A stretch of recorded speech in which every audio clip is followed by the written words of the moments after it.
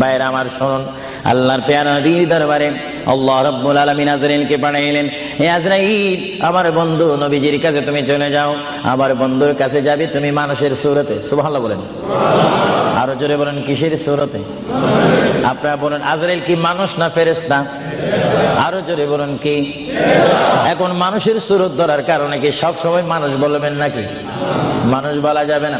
আল্লাহ বলে, আজরাইল মালাকুল মাউত, আমার বন্ধুর কাছে তুমি চলে যাও। এমন বন্ধুর কাছে আমি তোমাকে পাঠাচ্ছি যে বন্ধুকে আমি তৈরি না করলে লাউলা কালামা খালাকুতুল আফলাক।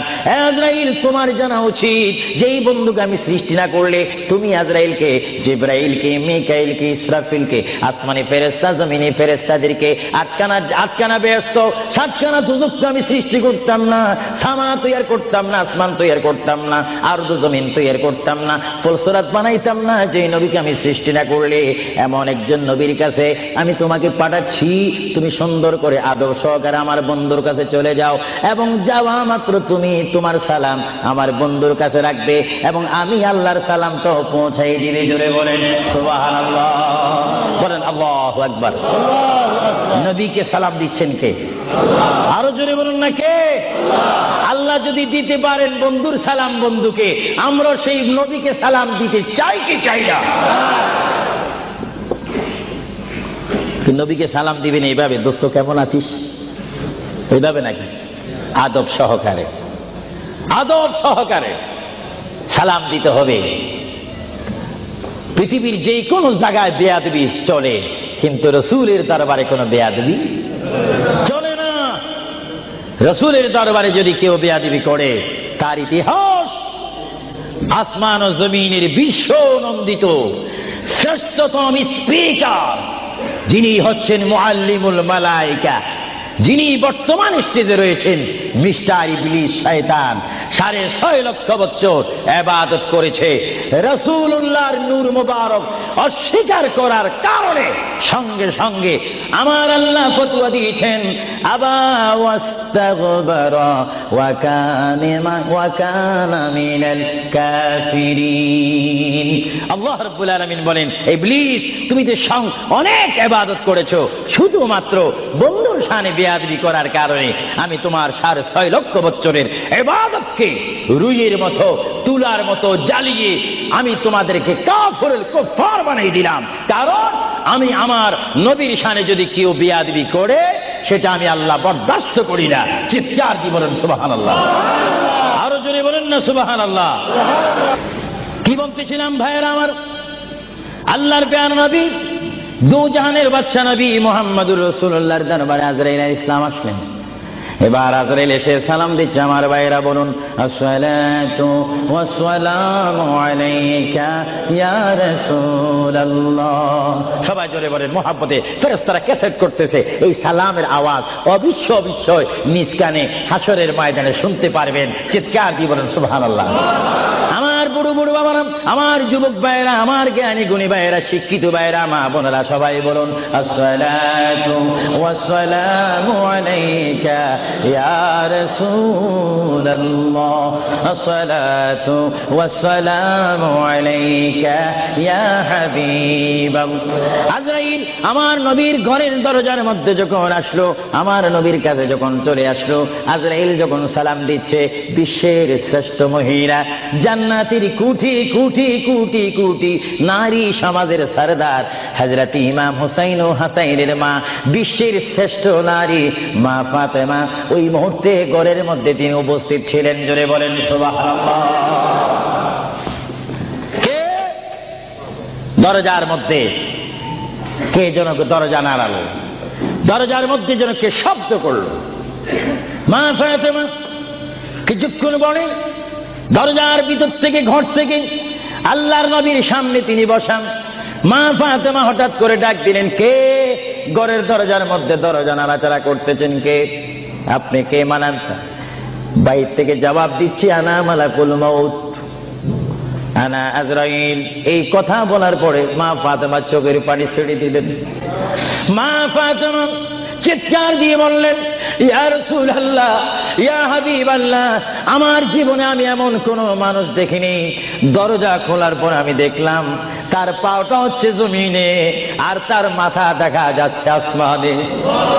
ইয়া রাসূলুল্লাহ, এমন একটি ভয়ঙ্কর মানুষ আমার জীবনে আমি দেখিনি। আল্লাহর নবী চক্ষু মোবারকের পানি মোবারক ছেড়ে বলে, মা, ও মা, তুমি দেরি করো না, দরজা খুলে দাও, আল্লাহর মেহমান আমার দরবারে এসেছে, মেহমানকে বসতে জায়গা দাও। ইনি হচ্ছে মালাকুল মউত, যে বাবার থেকে সন্তানকে নিয়ে যায়, সন্তান থেকে বাবাকে নিয়ে যায়, মা থেকে ছেলে নিয়ে যায়, ছেলের থেকে মা নিয়ে যায়, এর নাম হচ্ছে মালাকুল মউত আজরাইল। হে আমার মা ফাতেমা, তোমার কোনো কথা বললে আমাকে বলে দাও, কিছুক্ষণ পরে আমি দুনিয়া ছেড়ে আমার আল্লাহর মহান দিদারে চলে যাব। জোরে বলেন সুবহানাল্লাহ, বলেন আল্লাহু আকবার, আরো জোরে বলেন আল্লাহু আকবার। আমরা মহান আল্লাহ চাই কি চাই না? আরো জোরে বলেন চাই কি চাই না? যদি মহান আল্লাহ চেতে হয়, পেতে হয়, মানতে হয়, একটি মাত্র আদর্শ আমাদেরকে জমিনে মানতে হবে, রাখতে হবে, যে আদর্শের প্রতীক ওয়ালার নাম সবাই বলেন মুহাম্মাদুর। আরো জোরে বলেন না মুহাম্মাদুর। মা ফাতেমা কাঁদতে শুরু করলেন, আমার নবীও কাঁদতে শুরু করলেন। মা ফাতেমা বলে, ইয়া রাসূলুল্লাহ, ইয়া হাবিবাল্লাহ, বুঝিছি মনে হয় আপনি চলে যাবেন, না হয় আমি চলে যাব। আল্লাহর প্যারা নবী কেন্দে কেন্দে বলে, ফাতেমা, আমি চলে যাব, আমার নবুয়তের দায়িত্ব, আমার উপরে যা দায়িত্ব ছিল আমি সব দায়িত্ব কমপ্লিট করেছি।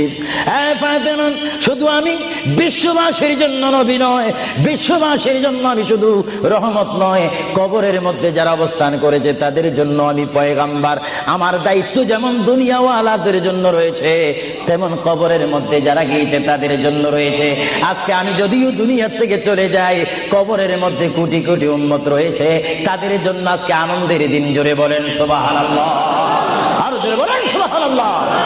আমার নবী যেমন দুনিয়ার নবী, তিনি তেমন আখিরাতেরও নবী। তিনি যেমন বিশ্ববাসীর জিন্দা যারা রয়েছেন, নারী সমাজ, মহিলা সমাজ, পুরুষ সমাজ, আমাদের জন্য নবী যেমন রহমত, যারা কবরের মধ্যে নারী পুরুষ অবস্থান করেছে তাদের জন্য আমার নবী রহমত। চিৎকার দিয়ে বলেন সুবহানাল্লাহ। এই জন্য আমার আল্লাহ রাব্বুল আলামিন বলেন, 3,24,000 পয়গম্বর আদম থেকে শুরু করে ঈসা নবী পর্যন্ত কোন নবীর শানে আমি যে আয়াত ফিট করিনি, আমার আল্লাহ বলেন এই ধরনের আয়াত শুধু আমার নবীকে আমি দান করেছি। এই জন্য আমার আল্লাহ বলেন, আমার ভাইয়েরা বলুন, মা বোনেরা বলুন, বিসমিল্লাহির রহমানির রহিম, ওয়া মা আরসালনাকা ইল্লা রাহমাতান লিল আলামিন।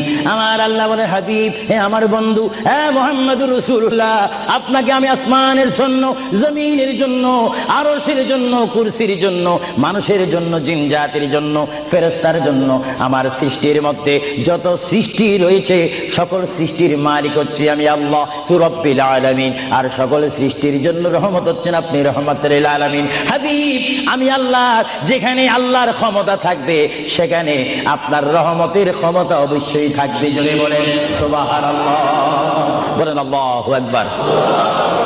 যেখানে আমার আল্লাহ বলেন সেখানে মুহাম্মাদুর, আরো জোরে বলেন যেখানে আল্লাহ সেখানে মুহাম্মাদুর। প্রিয় ভাইয়েরা আমার, মুহাম্মদ রাসূলুল্লাহর দরবারে মালাকুল মউত অবস্থান করেছেন, উপস্থিত হয়েছেন, এসে গেল। আল্লাহর প্যারা নবী মুহাম্মদ রাসূলুল্লাহ সাল্লাল্লাহু আলাইহি ওয়াসাল্লাম মা ফাতেমাকে ডাক দিয়ে বলে, হে আমার কন্যা ফাতেমা, তোমাকে আমি জানিয়ে দিতে চাই আমার আর বেশি সময় নেই। তোমার যদি কোনো কথা থাকে তুমি আমাকে বলে দাও, আমি তোমার কথাগুলো শুনবো। মা ফাতেমা ইয়া রাসূলুল্লাহ বলে একটা চিৎকার মেরে ঘর থেকে বাইর হয়ে মসজিদে নববীর সামনে চলে গেল। মা ফাতেমা সেখানে গিয়ে দেখে ইমাম হাসান হোসেন খেলাধুলা করতেছে। মা তার সন্তানকে ডাক দিচ্ছে, হাসাইন আর হুসাইন, তোমরা বুঝি এখানে তোমরা খেলাধুলা করতেছো? আমার বাবা বিশ্বনবী মুহাম্মদুর রাসূলুল্লাহ সাল্লাল্লাহু আলাইহি ওয়াসাল্লাম দুনিয়া থেকে চলে যাচ্ছে। তোমাদের যদি কিছু চাওয়ার থাকে, পাওয়ার থাকে, তোমরা আমার বাবার কাছে চলে যাও। আল্লাহ হাবিবের নাতি ইমাম হাসান হোসেন ইয়া নবী বলে বলে, ইয়া রাসূল বলে বলে চিৎকার দিয়ে দিয়ে তারা আমার নবীর কাছে চলে আসলো। কিতাবের মধ্যে আসে দুনো ভাই আল্লাহর নবীকে জড়ায় ধরে বলে, নানা গো, ও নানা, আমাদের বাবা আলীর মতো গরিব সাহাবী দুনিয়ার মধ্যে নাই।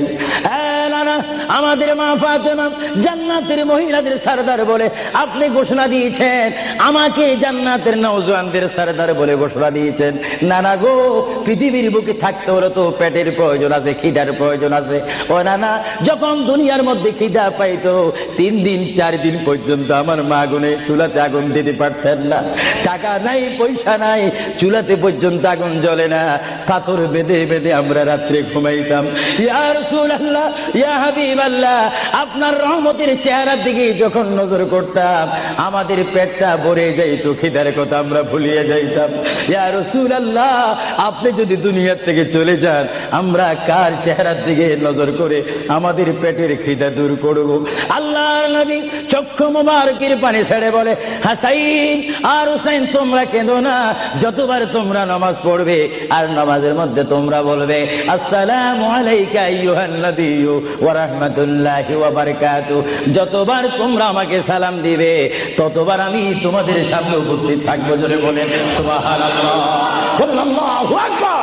মুহাম্মদুর রাসূলুল্লাহ সাল্লাল্লাহু আলাইহি ওয়াসাল্লাম তিনি নিজে কাঁদেন, হাসাইন কাঁদেন, হুসাইন কাঁদেন, আলীও কাঁদেন, ফাতেমাও কাঁদেন।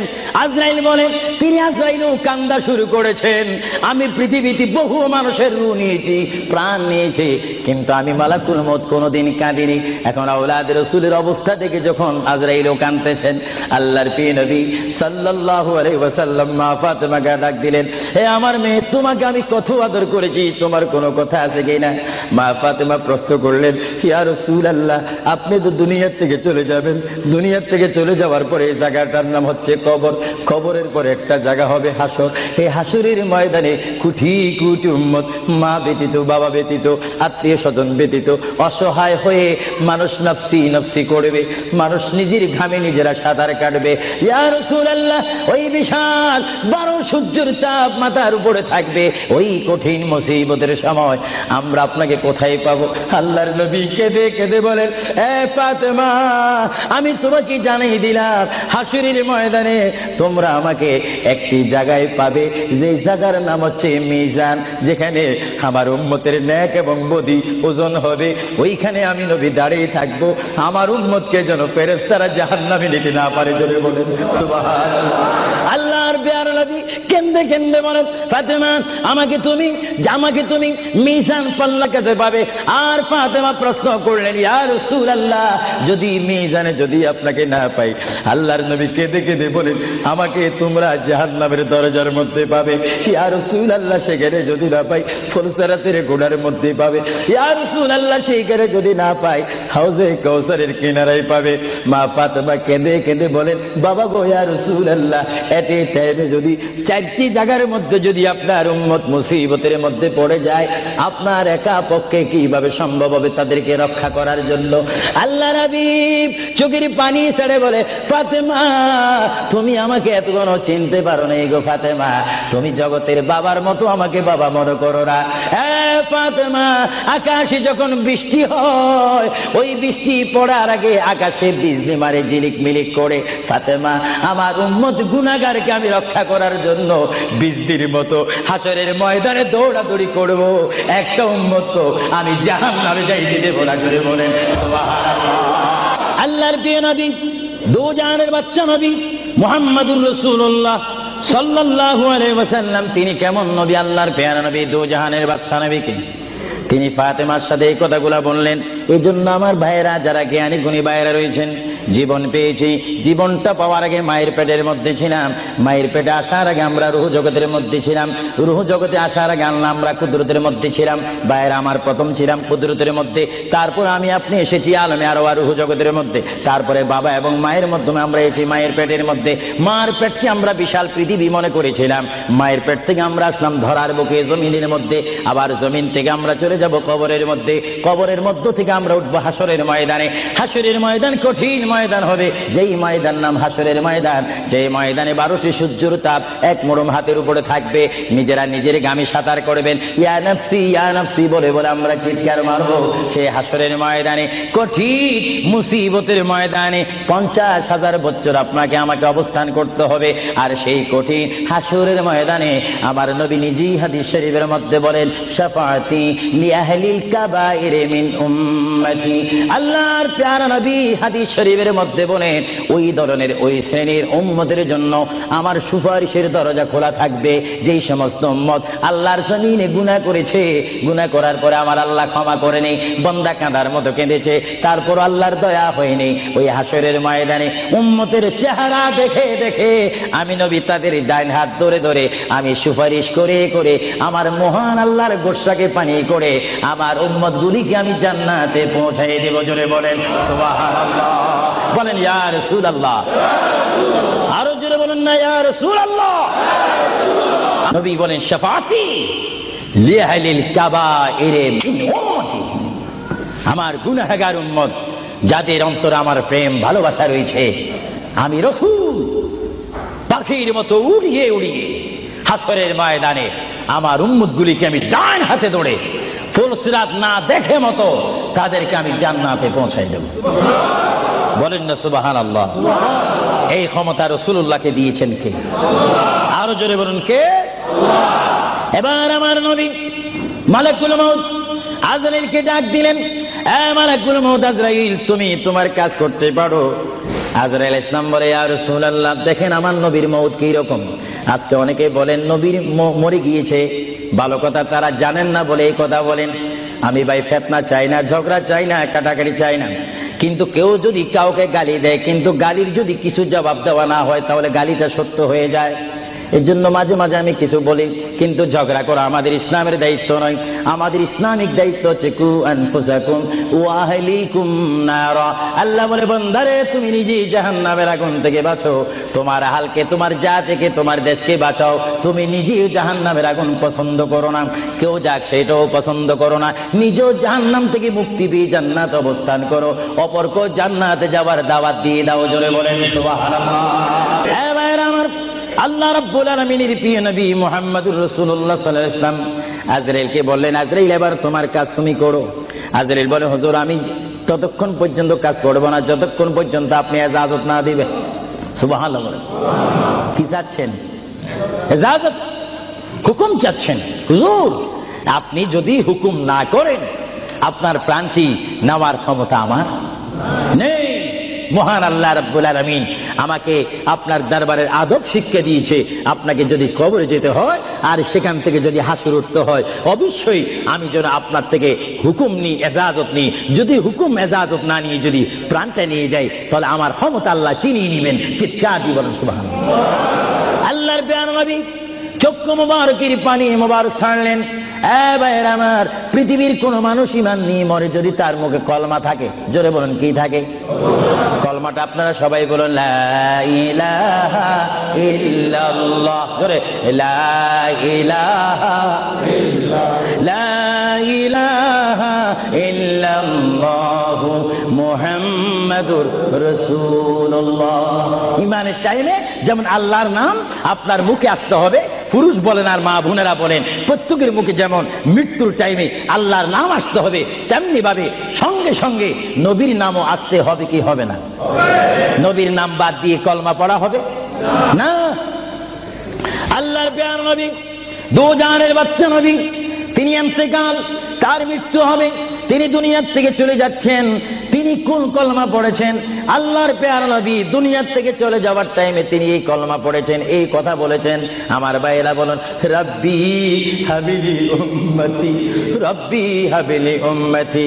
আল্লাহ, আমি এখন পৃথিবীর থেকে চলে যাব, যাওয়ার টাইমও তোমাকে ডাক দিচ্ছি, রব্বি, হে আমার রব, রব্বি, হে আমার আল্লাহ, হাবলি উম্মতি, তোমার কাছে আর কিছু চাই না, আমার উম্মত গুলাকে মাফ করে আমাকে দিয়ে দাও। জোরে বলেন সুবহানাল্লাহ, বলেন আল্লাহু আকবার। কিন্তু মানুষ যখন কবরে যায় কলমা পড়তে হয় কি হয় না? ঈমান। কিন্তু আমার নবী যদি আমাদের মতো মানুষ হয়ে থাকেন, তিনি কাল কলমা পড়ে কবরে গিয়েছেন। প্রশ্ন বুঝতে কোনো কষ্ট হয়? আমরা তো কলমা পড়ি কোথায় যেতে চাই? কবর। জোরে বলুন, আমরা কি পড়তে হবে? কলমা শরীফ পড়ে অবশ্যই আমাদেরকে যেতে হবে কোথায়? কবরে। কিন্তু আমার নবী যদি আমাদের মতো মানুষ হয়ে থাকেন, তাহলে মুহাম্মদ রাসূলুল্লাহ কি তার কলমা পড়ে তিনি কবরে গিয়েছেন? আল্লাহর নবীর কলমা ছিল লা ইলাহা ইল্লাল্লাহু ইন্নী রাসূলুল্লাহ। চিৎকার দিয়ে বলেন সুবহানাল্লাহ।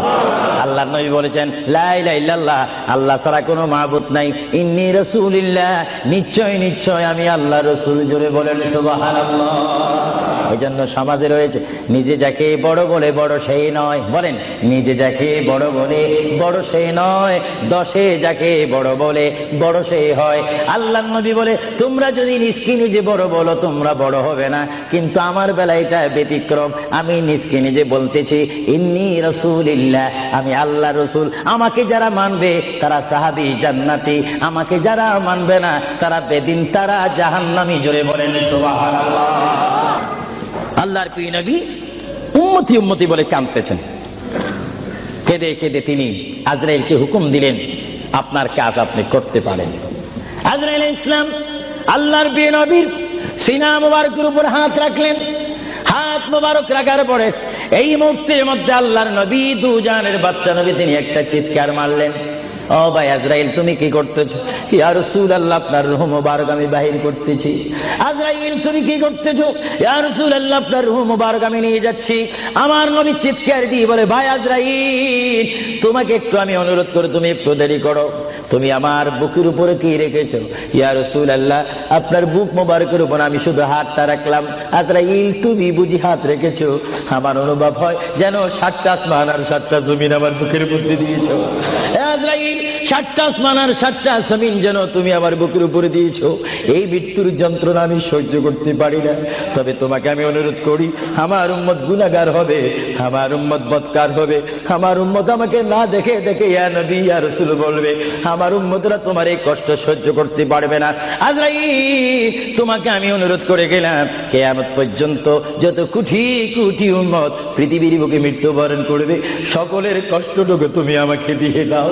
আমি নবী সহ্য করব, তবু আমার উম্মত সহ্য করতে পারবে না। জোরে বলেন সুবহানাল্লাহ। আল্লাহ নবী কেঁদে কেঁদে যখন বলেন, এই মুহূর্তে আজরাইল বলে, ইয়া রাসূলুল্লাহ, ইয়া হাবিবাল্লাহ, আপনাকে আমি একটা কথা জানাই দিতে চাই, যারা আপনার আশিক, যারা আপনার গোলাম, যারা আপনার প্রেমিক, যারা কোরআন শরীফ পড়ে, যারা দুরূদ শরীফ পড়ে, যারা নামাজ পড়ে, আল্লাহর সাথে কাউকে শরীক করে না, নবীর সাথে বেয়াদবি করবে না, আউলিয়া কেরামের সাথে বেয়াদবি করবে না, ইয়া রাসূলুল্লাহ, তাদের মধ্যে আল্লাহ এমন একটা ঈমানের স্পিরিট দিবে, তাদের সামনে যখন আমি চলে যাব, চুম্বক চুম্বককে দেখলে যেমনি ভাবে একে অপরকে আকর্ষণ করে, ইয়া রাসূলুল্লাহ, এমনি ভাবে আপনারা আশিকদের রূহ আমি নেব, তারা নিজেও বলতে পারবে না। ময়দার বিদ্যুৎ থেকে একটা চুল বাহির করতে যেমনি ভাবে ময়দা ডিস্টার্ব হয় না, ইয়া রাসূলুল্লাহ, আপনার চেহারা মুবারক তাদের সামনে আমি তুলে ধরবো। আপনার চেহারা দেখে দেখে আপনার উম্মতরা কলমা পড়তে পড়তে কবরের মধ্যে চলে আসবে। জোরে বলেন সুবহানাল্লাহ, বলেন আল্লাহু আকবার। আল্লাহর প্যারা নবী মুহাম্মদ রাসূলুল্লাহ রূহ মুবারক নেওয়া হলো। বুঝেন, যদি নবীও চলে যেতে হয় সেখানে তো আপনার থাকার কোনো ব্যবস্থা নেই। চিন্তা করেন, আপনার ঘরটা কত লক্ষ টাকার, আপনার অবস্থান কত কোটিপতি শিল্পপতি, সব মিথ্যা, সব বানর আমার আপনার পর হবে, কিচ্ছু সঙ্গে যাবে না। একমাত্র রাসূলুল্লাহর সুন্নাত, আল্লাহর হুকুম, রাসূলুল্লাহর আদর্শ আমার আপনার কবর ও হাসরের নাজাতের ফয়সালা হবে। চিৎকার দিয়ে বলেন সুবহানাল্লাহ। মুহাম্মদ রাসূলুল্লাহর রূহ মুবারক নেওয়া হলো, নিয়ে গেলেন। সাহাবায়ে কেরামের মধ্যে চিৎকার শুরু হলো, প্রিয় নবী চলে গেলেন। আল্লামা শেখ আব্দুল হক মুহাদ্দিস দেনবী মাদারিসুন নবুয়তের মধ্যে তিনি বলেন, বিশ্বের শ্রেষ্ঠতম ক্লাস নম্বর 1 মুহাদ্দিস, যার সিনার মধ্যে লক্ষ লক্ষ হাদিস মুখস্থ ছিল। তিনি মাদারিসুন নবুয়ত ফারসি কিতাবের মধ্যে তিনি লেখেন, মুহাম্মদ রাসূলুল্লাহর রূহ মুবারক যখন নেওয়া হলো, আল্লাহর পেয়ারা হাবিবের রূহ মুবারক নিয়ে আজরাইল প্রথম আসমানে চলে গেলেন। জোরে বলেন কোথায়? প্রথম আসমানে গেল, দ্বিতীয়, তৃতীয়, চতুর্থ, পঞ্চম, ষষ্ঠ, সপ্তম আসমানে যখন চলে গেল, ওই সপ্তম আসমানে যাওয়ার পরে আল্লাহ রাব্বুল আলামিন হাকামুল হাকিমিনের ওই পাঠানো আজরাইল তিনি চিৎকার দিলেন ফেরেশতাদের মহলের মধ্যে গিয়ে, ফেরেশতাদের কাছে গিয়ে তিনি একটা চিৎকার দিলেন, ফেরেশতারা তোমরা একটু আমাকে বিপদ থেকে রক্ষা করো। আমি জীবনে অনেক রূহ নিয়েছি, কিন্তু এমন একটা চিন্তা অনুভব করিনি মুহাম্মদ রাসূলুল্লাহর রূহ মুবারক আমার হাতের মধ্যে, এই রূহুর নূরের তাজাল্লি আমি সহ্য করতে পারছি না, তোমরা এই নূরটা একটু গ্রহণ করো। ফেরেশতারা জবাব দিচ্ছে, এ আজরাইল, মুহাম্মদ রাসূলুল্লাহর রূহ মুবারক জায়গার মধ্যে এখানে কোনো জায়গা নাই। এইভাবে আজরাইল আরশ, কুরসি, লৌহ কলম সব জায়গার মধ্যে গেলেন, লাহুতে গেলেন, মালাকুতে গেলেন, রূহ মুবারক কোথাও রাখার জায়গা নাই। কিছুক্ষণ পরে আমার আল্লাহ ডাক দিয়ে বলে, আজরাইল, আমার বন্ধুর রূহ মুবারক তোমাকে আনার জন্য বললাম, শুধু একটু পরীক্ষা করলাম, বিশ্ববাসীকে শিক্ষা দিয়ে দিলাম। হে আজরাইল, আমার বন্ধুর রূহ মুবারক বন্ধুর বডি ছাড়া দ্বিতীয় কোনো জায়গা রাখিনি এই বন্ধুর রূহ মুবারক রাখার জন্য। হে আজরাইল, তুমি দেরি করো না, যে মদিনার থেকে সাহাবায়ে কেরামের সামনে বন্ধুর রূহ মুবারকটা নিয়ে এসেছো, আবার ওই জায়গায় গিয়ে রূহ মুবারকটা দিয়ে আসো। চলে বলেন সুবহানাল্লাহ, বলেন আল্লাহু আকবার, বলেন ইয়া রাসূলুল্লাহ। এটা হুকুম কার? রূহ মুবারকটা আবার নিয়ে আসলো। রূহ মুবারক নিয়ে আসার পরে হযরত আব্বাস বলেন, হযরত আলী বলেন, হযরত ওমর বলেন, সাইয়্যিদনা আবু বকর সিদ্দিক বলেন, বিশেষ করে হযরত আব্বাস রাদিয়াল্লাহু তাআলা আনহু বলেন, আমি দেখতে পেলাম আল্লাহর নবী চেহারা মোবারক উপর কাপড় ছিল। কাপড়টা যখন ছিল, হঠাৎ করে আমি দেখি আল্লাহর নবীর জবান মোবারক যেন নড়াচড়া করতেছে। সুবহানাল্লাহ। হযরত আব্বাস বলেন, আমি ওমরকে ডাক দিলাম, সাইয়্যিদনা আবু বকরকে ডাক দিলাম, হে সাহাবীরা, তোমরা কেঁদো না, আল্লাহর নবী মরে নেই, আল্লাহর নবী মৃত্যুবরণ করতে পারে না, আল্লাহর নবী যদি মরে যায় আল্লাহর রহমত শেষ হয়ে যাবে। তোমরা দেখো রে, আল্লাহর নবী যেন জবান মোবারকে কি জানি বলতেছে। হযরত সাইয়্যিদনা আবু বকর বলেন, আমার কানটি, আমার ডান কান আল্লাহর নবীর জবান মোবারক উপরে যখন দিলাম, আমি দেখতেছি আল্লাহর হাবিব জবান মোবারক দিয়ে বলতেছে, রব্বি হাবিলি উম্মতি, রব্বি হাবিলি উম্মতি। আল্লাহর হাবিবের সাহাবায়ে কেরাম চিৎকার মারি বলে, আল্লাহর নবী মরতে পারে না। আল্লাহর নবীর কাফন মোবারকের কাপড় যখন একটু সরানো হলো, আমার নবী একটু মুস্কি হাসি দিলেন। সাইয়্যিদনা আবু বকর বলেন, আমি রাসূলের মুস্কি হাসি দেখে একটা ইঙ্গিত পেলাম, আমাকে এই অবস্থাও তোমরা কবর দিতে হবে। জোরে বলেন সুবহানাল্লাহ, আরো জোরে বলেন সুবহানাল্লাহ। সাইয়্যিদনা আবু বকর সিদ্দিক বুঝে গেলেন, আল্লাহর নবীকে গোসল দেওয়া হলো, সব কিছু দেওয়া হলো, জানাজা পড়াইয়ে ইমাম বিহীন আমাদের জানাজা পড়তে হয় ইমামের নেতৃত্বে। 4 তাকবীর শহীদ কি পড়ে? জানাজা। আরো জোরে বলেন কি পড়ে? ইমাম কি পিছে থাকে না সামনে থাকে? কিন্তু আমার নবীর জানাজা এইভাবে হয়নি। আমার নবীর জানাজা কিভাবে হয়েছে জানেন? কুররাতুল ওয়াইজিন দুররাতুন নাসিহিন কিতাবের নাম বলে দিচ্ছি মাআরিজুন নবুওয়াত, কিতাবের নাম বলে দিচ্ছি মাকামে নবুওয়াত, শাওয়াহিদুন নবুওয়াত। এই কিতাবখানা লেখা হয়েছে আজ থেকে প্রায় 850 বছর পূর্বে। আল্লামা আব্দুর রহমান নুরউদ্দিন জামি রহমাতুল্লাহ আলাইহি কিতাবের মধ্যে উল্লেখ করেন, মুহাম্মদুর রাসূলুল্লাহ সাল্লাল্লাহু আলাইহি ওয়াসাল্লাম এমন একজন পয়গম্বর যার মৃত্যু এমন একটা মৃত্যু হয়েছে, যিনি কবর শরীফে যাওয়ার আগে তার নামাজে জানাজা পড়েছেন। সমস্ত ফেরেশতারা এসে তাওয়াফ করে করে, সমস্ত সাহাবীরা চতুর্দিকে তাওয়াফ করে করে, দুরূদ শরীফ পড়ে পড়ে নবীকে কবরের মধ্যে নিয়েছেন। জোরে বলেন সুবহানাল্লাহ। তোর নবীর জানাজা, আমাদের জানাজা যেমনি ভাবে পড়া হয়, নবীর জানাজাও তেমনি ভাবে পড়া হয়নি। কারণ আমাদের জন্য, মৃত্যু ব্যক্তির জন্য জানাজা কি ফরজে কিফায়া, আর আমার নবী কি মরা না জিন্দা? আওয়াজে বোঝা যায় নবী মরে গেছে। আরো জোরে বলেন, নবী মরা না জিন্দা? আপনার মদিনা শরীফ যান, মরা নবীর কাছে না জিন্দা নবীর কাছে? নামাজে দিয়ে নবীকে সালাম দিচ্ছেন, মরা নবী না জিন্দা নবী? এই জন্য আমার মা বোনকে আমি বলবো, আমার বাবাদেরকে বলবো, আমার নওজোয়ান ইসলামিক সেই সৈনিকদেরকে বলবো, আহলে সুন্নাত ওয়াল জামাতের কর্মী বাহিনীকে বলবো, আপনারা যখন নামাজ পড়বেন, নামাজের মধ্যে যখন সালাম দিবেন, আত্তাহিয়াতু পড়তে গিয়ে আসসালামু আলাইকা আইয়ুহান নবিয়্যু যখন বলবেন, নিয়ত রাখবেন, খেয়াল রাখবেন, ধারণা করবেন নবী আপনার সামনে, নবী আপনাকে দেখতেছে। যদিও আপনি না দেখেন, এই চিন্তা অনুভব করে যদি আপনি নামাজ পড়েন, এই নামাজটা আপনার জন্য হয়ে যাবে মেরাজ এবং বেহেশতের তালা খোলার চাবি। চিৎকার দিয়ে বলেন সুবহানাল্লাহ। এই জন্য রাসূলুল্লাহ বলেন আসসালাতু মিফতাহুল জান্নাহ, এবং অন্য হাদিসে বলা হচ্ছে আসসালাতু মিরাজুল মুমিনিন, নামাজ হচ্ছে ইমানদারের জন্য মেরাজ। কাদের জন্য মেরাজ? যারা নবী ওয়ালা হয়ে, নবীকে মোহাব্বত করে, আল্লাহর ভয়ে নামাজ পড়বে, সে নারী হোক আর পুরুষ হোক, তার জন্য ওই নামাজটা জান্নাতের দরজা খোলার চাবি হয়ে গেল। চিৎকার দিয়ে বলেন সুবহানাল্লাহ। আমরা নামাজ পড়তে চাই কি চাই না? আরো জোরে বলেন, চাই কি চাই না? এটা তো শুনে পড়েন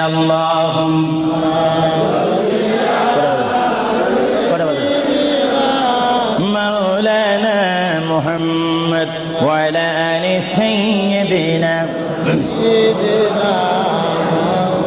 এটা জোরে জোরে মুহাব্বতে বলুন আল্লাহ।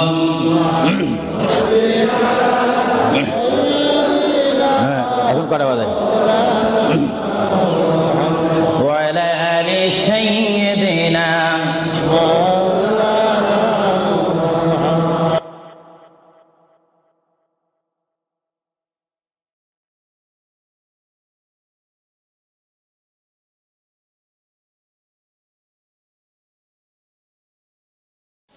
আমার জীবন মরণ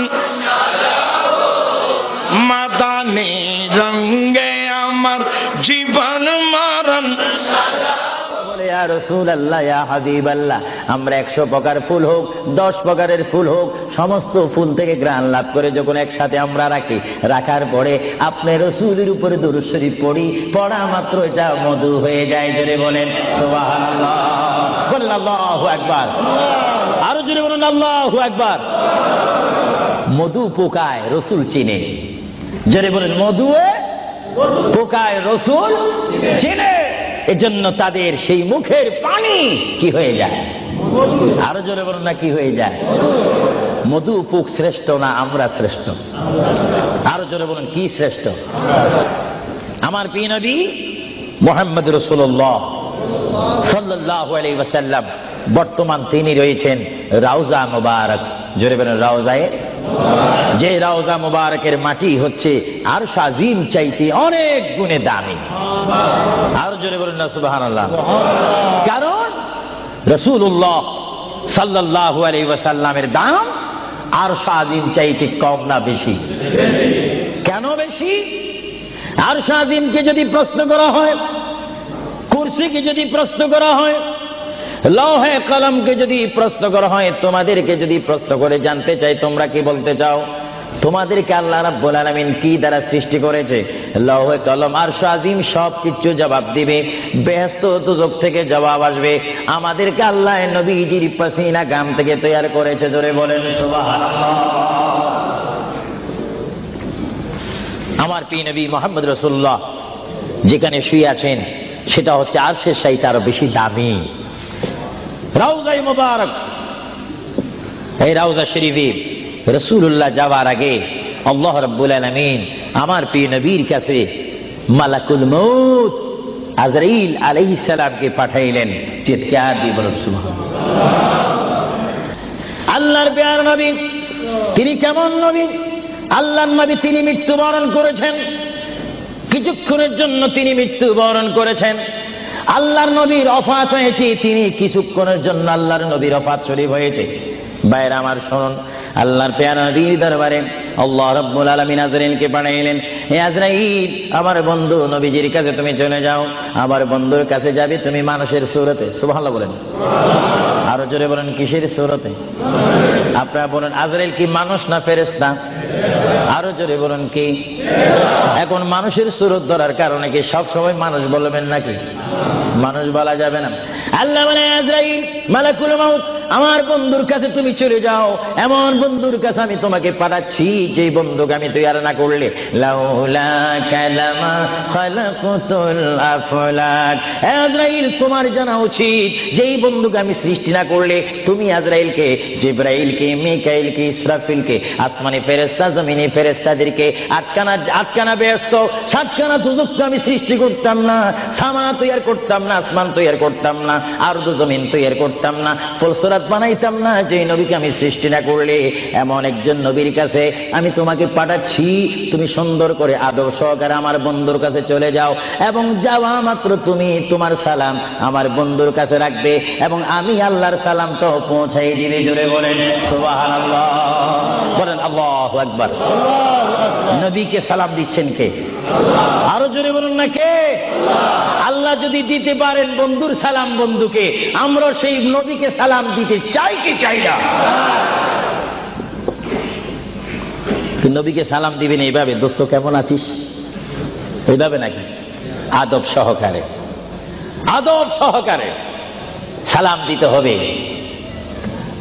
পৃথিবীর যে কোনো জায়গায় বেয়াদবি চলে, কিন্তু রসুলের দরবারে কোনো বেয়াদবি চলে না।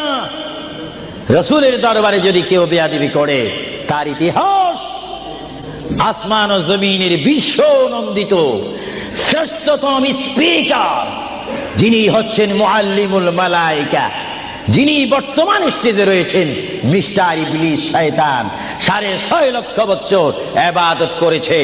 রাসূলুল্লাহর নূর মুবারক অস্বীকার করার কারণে সঙ্গে সঙ্গে আমার আল্লাহ ফতোয়া দিয়ে